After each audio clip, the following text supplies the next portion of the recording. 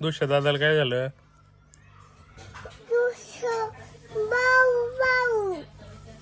दुसऱ्या दादाने काय केलं?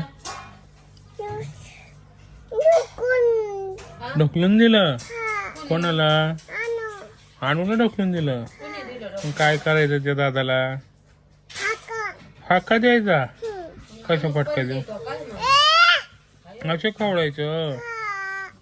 अजून दुसऱ्या दादाने काय केलं?